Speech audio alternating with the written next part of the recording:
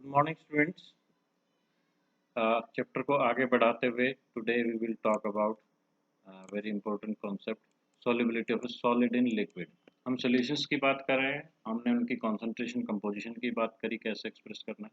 अब हम उनकी सॉल्युबिलिटी की बात करते हैं। बेसिकली सॉल्युबिलिटी वर्ड का मीनिंग तो हम समझते हैं घुलनशीलता, कोई चीज़ कितनी डिसॉल्व होती है। तो सबसे पहले तो हमें ये देखना है कोई भी सब्सटेंस, एक जो सब्सटेंस है वो मान लो सॉल्ट है, ये वाटर में घुलता है, लेकिन जरूरी नहीं कि all the substances will dissolve. सभी के सभी सब्सटेंस तो पानी में नहीं घुलते हैं। और कोई सब्सटेंस ए या बी, दो अलग अलग सब्सटेंस हैं, तो ऐसा नहीं कि हम बराबर मात्रा में उनको घुल सकते। कोई जल्दी घुलता है, कोई धीरे घुलता है, किसी के घुलने से हीट इवॉल्व होती है, किसी के हीट एब्जॉर्ब होती है। तो ये सारे डिफरेंसेस तो हैं। इन सबको समझने के लिए मैं आपको एक बड़ा ही बेसिक रूल या बेसिक कॉन्सेप्ट बताता हूँ that talks about the fact like dissolves like. इस वर्ड को आप ध्यान से देखें, लाइक डिसॉल्व्स लाइक। ये बेसिकली एक कहावत की तरह है, केमिस्ट्री में एक कहावत आप इसको कह सकते हो। जो जैसा होता है उसके अंदर वैसी ही चीज़ें डिसॉल्व होती हैं। यहाँ पर वैसी का मतलब क्या है कि हमें पता है कि अगर कोई भी किसी भी अगर हम सब्सटेंस की बात करें तो उसके अंदर क्या होते हैं, उसके अंदर होते हैं एटॉमिक पार्टिकल्स। ठीक है, कॉन्स्टिट्यूएंट पार्टिकल्स उसके अंदर होते हैं। तो ये जो पार्टिकल्स होते हैं इनके बीच में इंटरेक्शन कैसा है, इन पार्टिकल्स के बीच में इंटरेक्शन कैसा है। तो अगर ये हो गया आपका सॉल्वेंट का, और इसी तरह आपका जो वो अगर आप बात करो जो ये है आपका, सॉरी मैं एक बार मार्क कर देता हूँ इसका। तो अगर आपका जो सोल्यूट है, इस सोल्यूट के जो पार्टिकल हैं इनके बीच का जो इंटरेक्शन है, अगर ये दोनों सेम है तभी तभी ये इसके अंदर डिसॉल्व होता है। तो इसको मोटे तौर पे बस आप दो ही चीज़ों में आप इसको समझ सकते हो। दो तरह के हमारे पास सब्सटेंसेस आते हैं। वन आर द पोलर, एक होते हैं पोलर और एक होते हैं नॉन पोलर। दो ही तरह के सब्सटेंसेस होते हैं ब्रॉडली स्पीकिंग, पोलर और नॉन पोलर। मैं आपको बता चुका हूँ कि वाटर एक यूनिवर्सल सॉल्वेंट होता है। क्यों? क्योंकि आप छोटी क्लासेस में उसको देख चुके हो। वाटर बेसिकली क्या है, आपका एक पोलर मॉलिक्यूल है।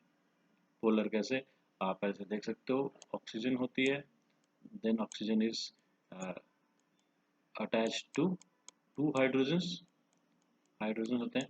तो ऑक्सीजन है विच इज मोर इलेक्ट्रोनेगेटिव, ये डेल्टा नेगेटिव आप इसको समझ सकते हो, और इसको आप डेल्टा पॉजिटिव आप समझ सकते हो। तो हुआ क्या, डेल्टा पॉजिटिव, ये डेल्टा नेगेटिव, ये भी डेल्टा पॉजिटिव आपका हो गया। तो डेल्टा पॉजिटिव डेल्टा नेगेटिव की वजह से ये पोलैरिटी यहाँ पर क्रिएट हो गई। ये चीज आप लोग भी जानते हो अपने बेस कॉन्सेप्ट से। तो ये एक water is a polar molecule. और जितने भी हमारे पास सॉल्ट्स होते हैं, सॉल्ट्स क्या होते हैं, वो हमेशा आयनिक कंपाउंड होते हैं। आयनिक कंपाउंड होने के कारण उनके अंदर इलेक्ट्रोस्टैटिक फोर्स होता है, वो पोलर होते हैं। तो almost all the salts means, salt हमारे लिए क्या है, मेटल नॉन मेटल के कंपाउंड है। तो सॉल्ट्स जनरली ज़्यादा से ज़्यादा जितने पोलर सॉल्ट्स हैं वो सारे के सारे वाटर में डिसॉल्व होंगे। और कुछ एक चीज़ें जो आपकी जनरली हम ऑर्गेनिक केमिस्ट्री में पढ़ते हैं कि जो कार्बन एंड इट्स कंपाउंड्स हैं उनसे बनी है, ऑर्गेनिक कंपाउंड है जो नॉन पोलर कंपाउंड है, वो वाटर के अंदर डिसॉल्व नहीं होंगे। ठीक है ना। तो हम जो सोडियम क्लोराइड वगैरह है जो कि सॉल्ट्स हैं, पोटेशियम क्लोराइड है, सोडियम सल्फेट है, जितने भी आप सोच सकते हो जो सॉल्ट्स हैं, वो बहुत इजीली वाटर में सॉल्युबल होते हैं। लेकिन नेप्थलीन, एंथ्रासीन, ये कुछ ऑर्गेनिक कंपाउंड, नेप्थलीन बॉल्स क्या होते हैं जो कपड़ों में वगैरह में भी रखते हैं, मॉथ रेजिस्टेंट होते हैं। तो ये चीज पानी में नहीं घुलती, कपूर की गोलियां बोलते हैं इनको। तो ये, लेकिन बेंजीन एक सॉल्वेंट होता है जो कि नॉन पोलर होता है, तो उसमें ये इजीली घुल जाती है। तो लाइक डिसॉल्व्स लाइक क्लियर हुआ कि पोलर जो सोल्यूट होते हैं वो पोलर सॉल्वेंट के अंदर ही घुलेंगे, और नॉन पोलर ज्यादातर नॉन पोलर के अंदर घुलते हैं। तो जब हम एक सोल्यूट को सॉल्वेंट के अंदर घोलते हैं तो उसके कुछ पार्टिकल सॉल्वेंट में चले जाते हैं, उस सॉल्वेंट के अंदर चले जाते हैं, सॉल्यूशन के अंदर। लेकिन उसकी एक लिमिट है। जैसे एक ग्लास ऑफ वाटर है तो आप उसके अंदर ऐसा नहीं कि 20 30 40 50 स्पून चम्मच घोलते ही रहोगे, तो उसमें बहुत ज़्यादा एक लिमिट के बियॉन्ड आप उसको नहीं घोल सकते हो। ठीक है, एक एक उसकी लिमिट है, उतना ही लिक्विड जो है इसके अंदर डिसॉल्व होगा। You can check with this reaction, जहाँ पर we have this solute and solvent, this is the equilibrium symbol.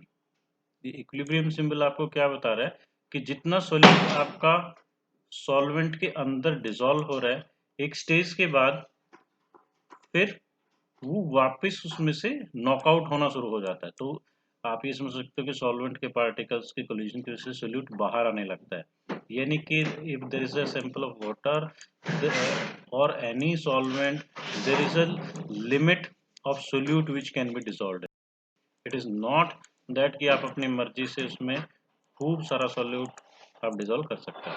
तो ये उसकी कहलाती है बेसिकली अमाउंट, कितना सोल्यूट वो एब्जॉर्ब कर सकता है अपने मास के हिसाब से, that is called the solubility. तो हम उसकी सोल्युबिलिटी ऐसे मापते हैं कि एक फिक्स वॉल्यूम, सपोज हमें वाटर की ही अगर एक सेकंड के लिए हम बात करें, तो एक फिक्स वॉल्यूम ऑफ वाटर के अंदर कोई सब्सटेंस कितना घुलता है, वो कहलाता है उसका, वो कहलाएगा उसका सोल्युबिलिटी। ठीक है, और जब उसके अंदर मैक्सिमम ये सोल्यूट घुल चुका होता है, दैट इज कि और सोल्यूट उसमें घोला नहीं जा सकता, ये एक फिक्स टेम्परेचर पे होता है, क्योंकि टेम्परेचर पे इसकी डिपेंडेंसी होती है।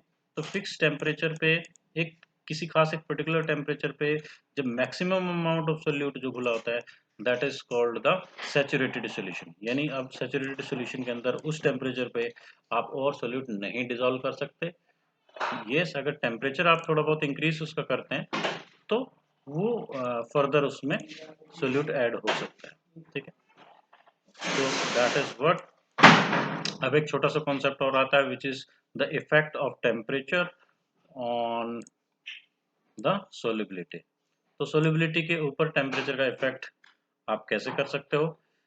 तो आपने जो ली चैटलियर प्रिंसिपल पढ़ा है लास्ट ईयर इक्विलिब्रियम को, तो वही चीज गवर्न करेगी मोटे तौर पे कि अगर हम इस इक्वेशन को देखते हैं, सोल्यूट है और सॉल्वेंट है और ये सॉल्यूशन के साथ इक्विलिब्रियम में है, तो अगर टेम्परेचर बढ़ता है या घटता है, वो चीज डिपेंड करेगी। If this is an endothermic reaction, तो फॉरवर्ड रिएक्शन आपकी सपोर्ट होगी विद इंक्रीज ऑफ टेम्परेचर, और if it is an exothermic reaction तो सोल्युबिलिटी डिक्रीज हो जाएगी। Getting my point?